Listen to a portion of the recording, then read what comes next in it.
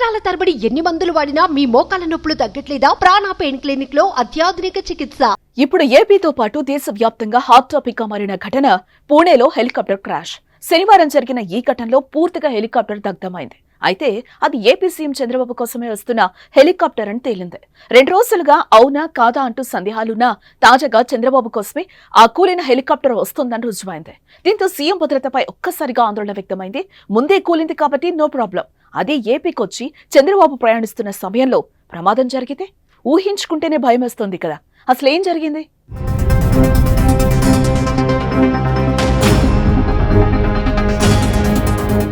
మహారాష్ట్రలోని పూణే జిల్లా పౌరి ప్రాంతంలో శనివారం హెలికాప్టర్ కూలి ప్రమాదం చోటు చేసుకుంది.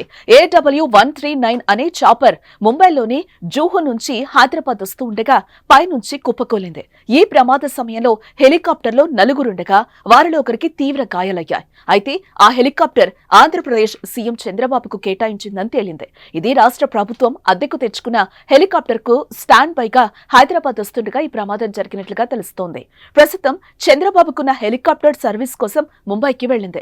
సర్వీస్ పూర్తయ్యేలోపు స్టాండ్ బై కోసం మరో హెలికాప్టర్ ను ఆంధ్రప్రదేశ్ కు పంపించారు. ఈ క్రమంలోనే అది ప్రమాదానికి గురైంది. దీంతో సీఎం భద్రతపై ఆందోళనలు రేకెత్తుతున్నాయి. ఒక సీఎం స్థాయి వ్యక్తికి భారీ భద్రత ఉంటుంది. Z+ కేటగిరీలో ఉన్న వారికైతే మరింత పటిష్టమైన భద్రత కల్పిస్తారు. ముఖ్యమంత్రి ప్రయాణించే వాహనాల కాన్వాయ్ నుంచి హెలికాప్టర్ వరకు ప్రతిదీ పరిశీలించి ఎటువంటి సమస్యలు లేదన్న తర్వాత వినియోగిస్తారు. కానీ చంద్రబాబు కోసం 16 ఏళ్ల నాటి హెలికాప్టర్ ను ఏవియేషన్ అధికారులు పంపించడం, అది మధ్యలోనే కూలిపోవడం సంచలనంగా మారింది. ఇప్పుడు సీనియర్ నాయకుడి భద్రత విషయంలో అధికారుల నిర్లక్ష్యంపై తీవ్ర విమర్శలు వస్తున్నాయి. వాస్తవానికి 10 ఏళ్ల కంటే ఎక్కువ సర్వీస్ ఉన్న హెలికాప్టర్ ను అద్దెకు తీసుకోరాదన్న నిబంధనలు కూడా ఉన్నాయి. అయితే ఏవియేషన్ అధికారులు వీటిని విస్మరించి 2008 మోడల్ హెలికాప్టర్ ను విజయవాడలో ల్యాండ్ చేసేందుకు ఈ నెల 24న అనుమతి తీసుకున్నారు. అదే రోజు ముంబై నుంచి హైదరాబాద్ కొచ్చి ఆ తర్వాత విజయవాడకు రావాలని నిర్ణయించారు. కానీ పూణేలో కూలిందే. సాంకేతిక సమస్యలు కాదు, పూర్తి నేలపై దగ్ధమైంది. I&I సంస్థలో పనిచేసే ఓ జాయింట్ డైరెక్టర్ స్థాయి అధికారి ఏవియేషన్ బాధ్యతలు చేపడుతున్నారు. ఏవియేషన్ పై పెద్దగా అవగాహన లేని అధికారులు బాధ్యతలు చేపట్టడంతో ఈ పరిస్థితి నెలకొందని పలువురు అభిప్రాయం వ్యక్తం చేస్తున్నారు. వైఎస్ హెలికాప్టర్ ప్రమాదం తర్వాత రాష్ట్ర అధికారులు హెలికాప్టర్ల విషయంలో ప్రత్యేక శ్రద్ధ తీసుకునేవారు.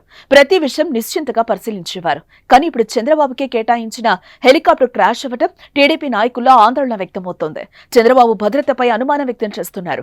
సీఎం భద్రత విషయంలో నిర్లక్ష్యంగా వహించిన వారిపై చర్యలు తీసుకోవాలని డిమాండ్ చేస్తున్నారు.